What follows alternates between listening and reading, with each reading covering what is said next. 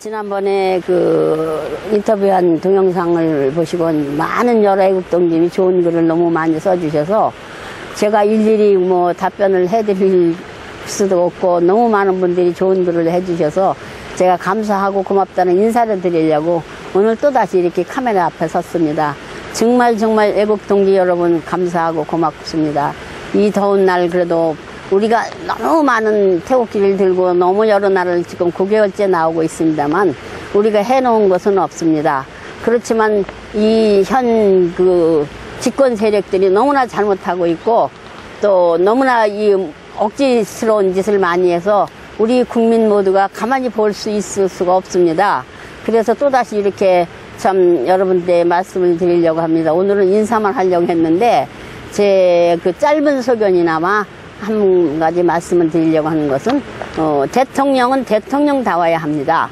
문재인 대통령이라는 사람 선거 전에는 분명히 그랬습니다. 사드가 필요하면 설치해야지. 그래 놓고 나서 대통령 되고 나서는 지금 사드를 충격이라고 하면서 설치할 생각도 안 하고 이걸 갖다가 무슨 환경 영향평가를 한다고 하는데 문재인 대통령은 전쟁이 나도 환경 영향평가하고 사드 배치할 건지 이걸 꼭 묻고 싶습니다.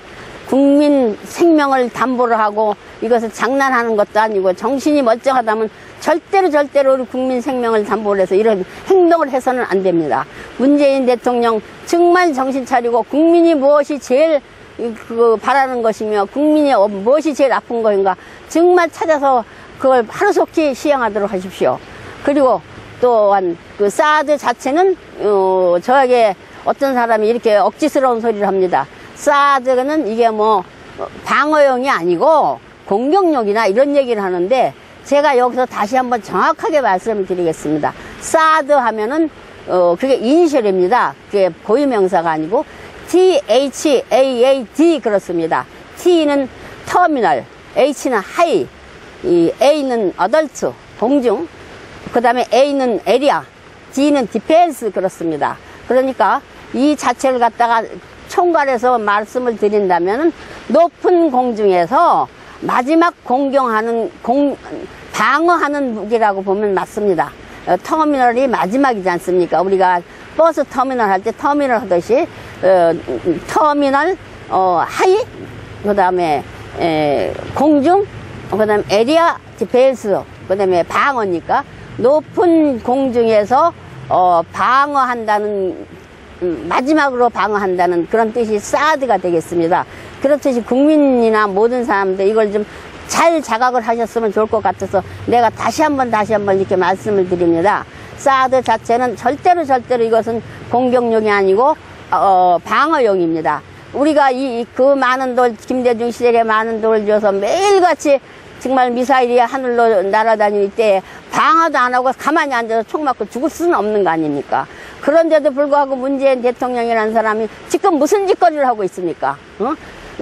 지금도 또 다시 이북에 600만 부를 퍼준다고 하는데 이건 가당치도 않은 얘기입니다. 우리 국민이 너무너무 분통이 나서 오늘도 국방부 집회에 나오게 된 동기입니다.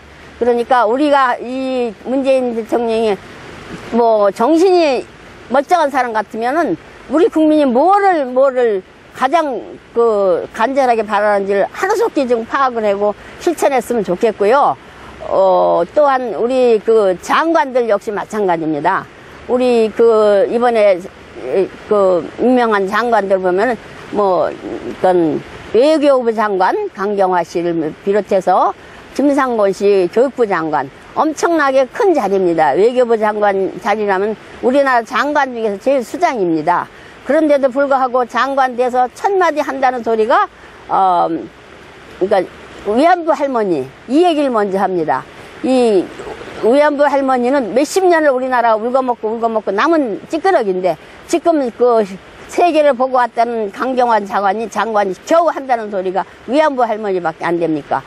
각종 선진 세계를 다 봤을 줄 아는 강경화 장관이 아직까지도 그 40년 동안 묵은 그 위안부 할머니 얘기를 한다는 것은 지난 노무현 정부 시절에 한다는 소리가 그랬습니다. 과거사 청산한다는 미명하에 정말 아무것도 한 일 없이 날마다 과거사 청산만 했습니다. 그러고 나서 그 사이에 부동산 값만 천정부지로 올라서 국민들 살기가 아직까지도 부동산 값이 그렇게 높아서 아무것도 지금 경제가 돌아가는 것이 없습니다. 그런데도 불구하고 지금 와서 또다시 과거사 청산을 들고 나온다는 것은 엄청난 시대적인 착오입니다. 선진 외국들은 지금 앞으로는 IT나 자동차로 갖고는 먹고 살 세계가 지났다고 합니다. 앞으로는 4차 혁명, 말하자면 차세대의 먹거리를 찾아야 된다고 선진국들은 엄청난 노력들을 하고 있는데도 불구하고 우리나라는 아직까지도 과거사 청산에 매달려서 그런 소리만 하고 있어서 뭘 하겠습니까? 대한민국이 정말 앞날이 안 보이고 정말 까마득합니다. 그리고 또 한 가지 김상곤 장관도 그렇습니다. 그 사람이 장관 시절에 한 일이 뭐가 있습니까? 그러니까는 우리 아이들한테 배워야 할 교과서, 그걸 갖다가 국정교과서를 폐지를 하는 이런 악랄한 짓을 하는 게 김상곤 장관이고, 그리고 또한 교사들이 노조만 엄청나게 키워놓은 게 김상곤 장관입니다. 그런 사람이 교육부 장관 겸 부총리를 하면 이 나라 앞날이 뭐가 되겠습니까? 제가 알기로는 그렇습니다. 교육 공무원이나 일반 공무원들은 노동자들 놀질 않습니다. 그 사람들은 노동자라고 할 수가 없는 겁니다. 그래서 교육 공무원과 공무원들은 노동조합을 만들어서는 안 되는 게 현실이고 법입니다. 그런데 우리나라는 법치가 완전히 무너졌기 때문에 교사들이 노동자로서 노동자로 행세를 하고 노동조합을 결성해서 그 노조들이 강성노조가 돼갖고 지금 우리나라 애들들이 잘못 교육을 하고 있는 게 현실입니다. 그리고 공무원도 또한 마찬가지입니다. 이 나라의 공무원들이라면 그래도 공무원답게 나라를 어떻게 할까 떠나서 당리당략 자기 이익만 추구하는 게 현재 상황의 공무원입니다. 그러니 우리가 오늘 국방부 와서 오게 된 동기도 그렇습니다. 지난번 성주에 가보니까 공권력이라는 게 아무것도 없어졌습니다. 어떻게 해서 민간인들이 그 조사를 할 수 있는지 국방부에게 강력히 항의를 하러 오늘도 이 자리에 오게 된 것입니다. 그러니 하루속히 문재인 대통령은 이 모든 적폐를 갖다가 청산하시고 국가가 정말 올바로 나갈 수 있도록 그렇게 했으면 좋겠습니다. 그리고 문재인 대통령이 억지로 대통령은 됐지만 너무나도 억지스러운 게 많습니다. 지금 장관들도 야 3당에서 인준을 해주지 않았어도 자기 마음대로 임명장을 냈던 거 아닙니까? 그러려면 국회의원들 다 없애야 됩니다. 뭐로 그 많은 돈을 들이고 국회의원을 지금 유지를 하는 겁니까? 문재인 대통령께 가장 내가 시급하게 말하고 싶은 게 그겁니다. 자기 마음대로 다 모든 것을 원전 같은 거 말 한마디면 다 스톱시키고 정말 독재도 이런 독재가 없고 이런 무례하고 아나무인적인 대통령은 역사 이래 처음인 것 같습니다. 그러니까 문재인 대통령이 지금이라도 정신 좀 차리고 국민이 뭘 원하는 건지 그리고 원전을 그렇게 해서 되는 건지 다시 한번 생각해 보시고 결정했으면 좋겠습니다. 국가의 막중 대사를 그렇게 말 한마디로서 아무렇게나 이렇게 넘어가서는 절대로 안 되는 걸로 생각합니다. 오늘 우리가 반대하는 송영무 장관만도 그렇습니다. 국방부 장관으로서 너무나도 능력이 안 되고 너무나도 자질이 부족한 사람을 임명했기 때문에 우리 국민들이 가만히 있을 수가 없어서 여기 와서 또다시 국방부 장관 퇴진을 외쳤던 것입니다. 우리 국민이 이렇게 애치고 다닐 때는 그만한 이유도 너무나도 큰 이유도 많고 너무나도 해야 할 일이기 때문에 이 더위를 무릅쓰고 이렇게 나오게 된 동기입니다.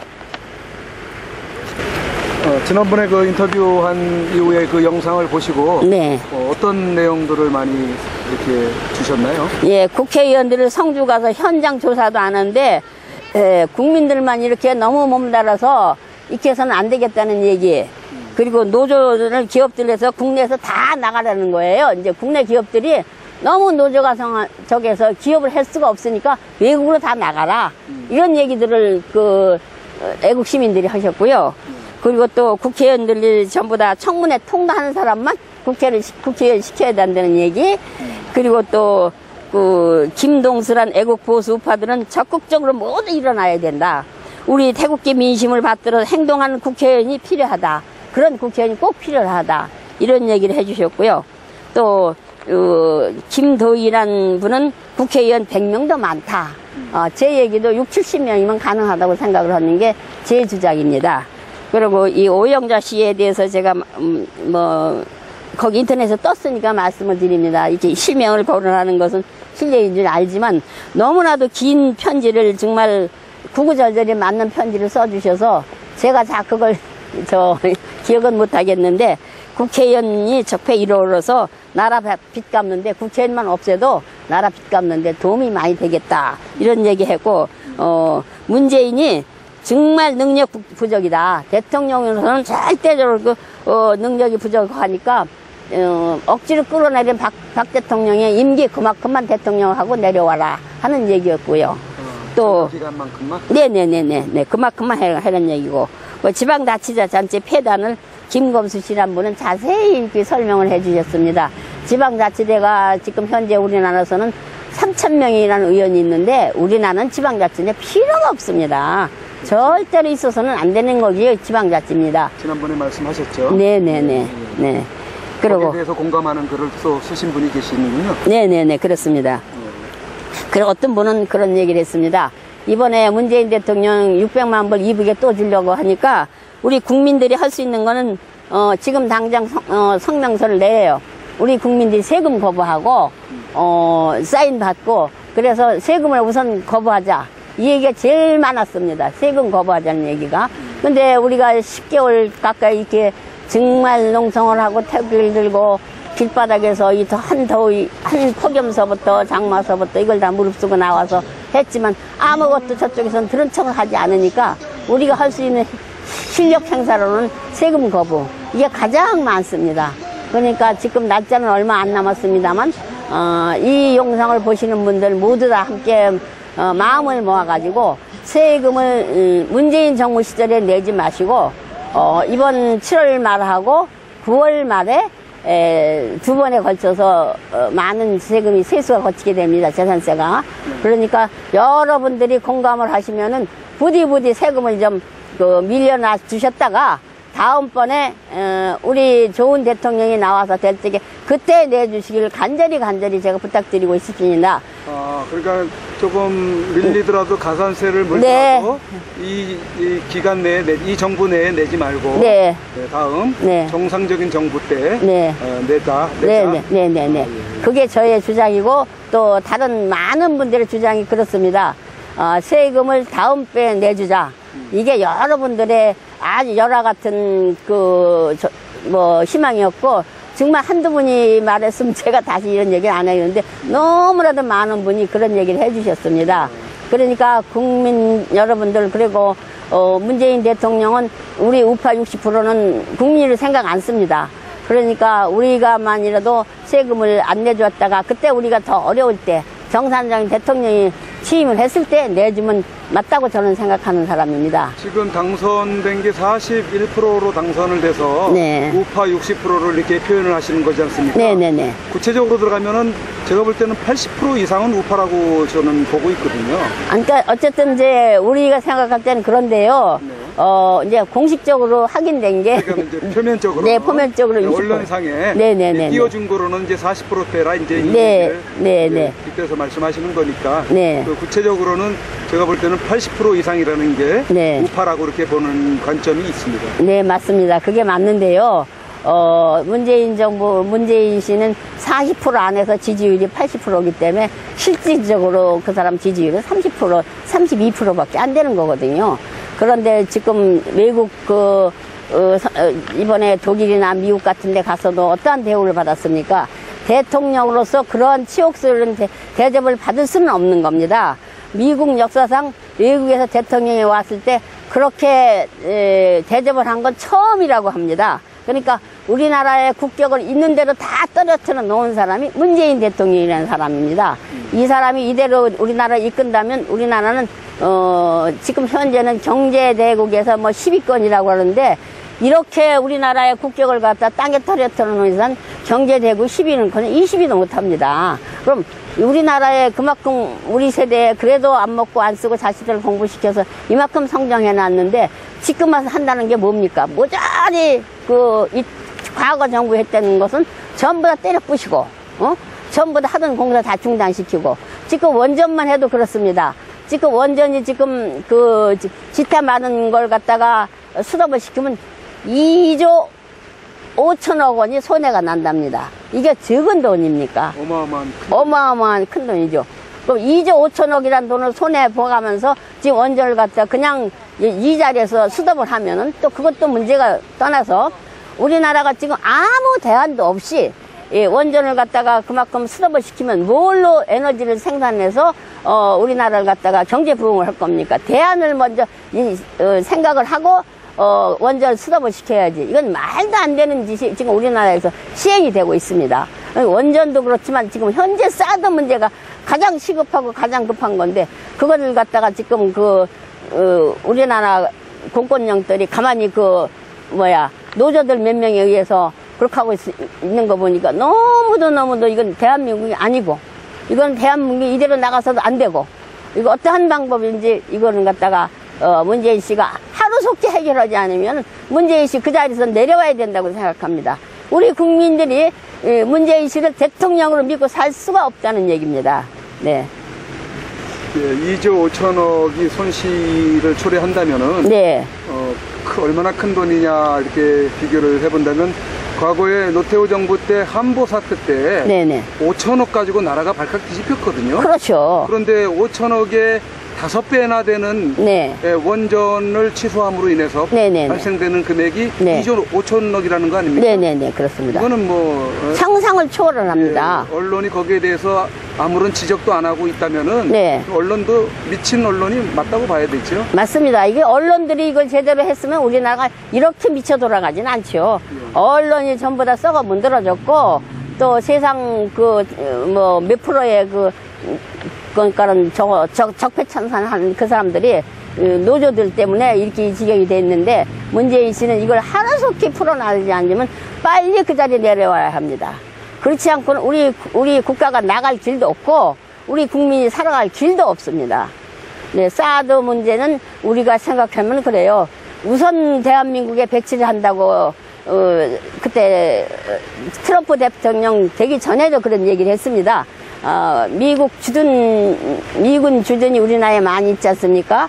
그리고 그 군속들 가족을 위해서 대한민국을 위해서 너무나도 어리석은 김정은이라는 놈이 총질을 하고 되니까 너무나도 외국에서 볼 때도 불안하니까 우선 우리나라에 배치한다 소리 했습니다. 그런데 이걸 갖다가 우리더러 그 많은 돈을 들이고 살아가면 못 살 것 같으니까 우선 배치하겠다는데 그 소리를 했으면 우리가 감사합니다, 고맙습니다, 저라고 받아와야지. 이게 무슨 쓸데없는 소리입니까? 무슨 영양평가니 그 쓸데없는 소리를 해가지고 문재인 씨가 돌지 않았으면 머릿속에 아무것도 하얀 사람이지 이런 사람을 대통령을 믿고서 우리가 살 수는 없는 겁니다. 도저히 살 수가 없습니다. 보통 개발을 하려고 하다 보면 방해하는 세력들이 좌파 세력들이 좀 많은 것 같아요. 과거에도 저쪽 북쪽에 무슨 사패 터널 그거 할 때 도룡령을 보호한답시고 단식하고 데모하고 그래가지고 방해를 하고 그게 엄청난 손해가 났죠. 손해가 엄청나게 컸었대요. 네네네. 그것도 엄청 말도 내가 지금 그 숫자상으로는 잘 모르는데 엄청난 숫자로 손해가 난 겁니다. 그리고 제주도 강정마을만 해도 거기서 강성노조들이 실질적으로 와서 그렇게 데모질을 했지 실질적인 그 본바닥 사람들은 그렇게 안 합니다. 그런데 강성노조 때문에 강성노조들이 지금 현재 성주에 와 있다는 얘기가 있습니다. 그래서 성주 사람들이 그러잖아요. 거기에다 주민등록 옮겨놓은 사람 다 조사해달라고 우리가 먼저 번에도 그 얘기를 한 겁니다. 지난번에 성주 갔을 때. 그렇듯이 그렇게 국가기관 산업만 댕기면서 제모질을 하는 그런 나쁜 정말 강성노조도 있기 때문에 우리나라가 제대로 가려면 그런 강성노조를 가만히 둬선 절대로 안 됩니다. 지금 국회의원도 물론 적폐청산 대사이지만 그런 강성노조를 빨리 문재인 씨가 어떻게 처리를 안 하면은 이 정부 갈 수가 없습니다. 한 발짝도 앞으로 갈 수가 없습니다. 현재 상황으로 봐서는요. 네. 과거에 박정희 대통령께서 네. 중동이나 월남, 네. 서독 뭐 이런 그 강부나 간호사를 파견해서 또 중동 열사의 땅에서 네. 또 월남전에서 우리 피 흘린 돈을 가지고 네네. SOC 네. 도로들을 이렇게 시설들을 늘리고 네네. 하는데 애써 오지 않았습니까? 네. 그때마다 또 방해했던 그런 세력들이 많지 않았습니까? 그때 정치인 김대중 씨가 네. 경부 고속도로를 넘으면 나라 망한다고 가서 길바닥에 들어오는 사람이 김대중입니다. 그 당시에요. 네. 예, 그 당시에 그 적폐가 아직도 그게 자라나서 지금은 강성노조로 그게 변해가 있습니다. 그러니까 김대중 씨가 해놓은 짓은 지금 뭐 컨벤션 센터니 뭐니 해서 자기 개인 민주화 파리를 해가지고 자기 개인 치부 수단만 했지 대통령이라고 저는 말하기도 싫은 게 김대중 씨입니다. 그 당시서부터 벌써 박 대통령이 우리나라 그 외국에서 정말 피땀 흘려서 갖고 온 돈으로 우리 국가의 초석이 되었는데 초석을 발판 삼아서 국가를 갖다가 재건하려고 할 때 그렇게 반대를 했던 사람이 김대중 씨입니다. 그리고 그 뒤에는 계속해서 뭐 민주화라는 제목으로 나쁜 짓이란 생긴 건 다 한 사람이 김대중입니다. 근데 지금 와서 그 뒤에 쫄무리들이 지금까지도 그게 이제 그게 몇십 년 동안에 자라나갖고 그렇게 힘이 세력화가 돼가지고 지금 이 나라를 갖다 이렇게 짓누르고 있는 게 사실입니다. 저도 이번에서 알았는데 5.18이라는 게 사실은 그렇게 정말 그 이북에서 내려온 빨갱이들의 폭동이라는 사실을 이제서 알았습니다. 그런데 저도 이제서 알았는데 다른 국민들은 언제 알았겠습니까? 아직도 모르는 사람 너무도 많습니다. 그렇듯이 전라남도 자체 그 국민들이 5.18이 아마 광주시에 사는 사람은 한 집거를 한 사람이 5.18 유공자인 것 같습니다. 그렇듯이 그 5.18 유공자도 지금 다시 그걸 갖다가 정부에서 정말 진정한 유공자만 골라내지 않고서는 그 많은 돈을 갖다 세금을 우리 국가가 물어야 된다는 건 기가 막힌 노릇입니다. 이걸 바로잡지 않으면 우리 국가의 근간이 흔들릴 수 있는 얘기입니다. 그러니까 이것도 반드시 바로잡고 넘어가야 됩니다. 네. 문재인 그 정부에서 네. 지금 측근들을 좌파들로 다 지금 소집을 해서 네. 뿌리고 있지 않습니까? 네네. 이 부분에 대한 우려들을 상당히 많이 가지고 있는 것 같은데 네. 네, 거기에 대해서 한 말씀 해주시죠. 네, 문재인 정부의 지금 비서실장으로 있는 임종석 씨라는 사람이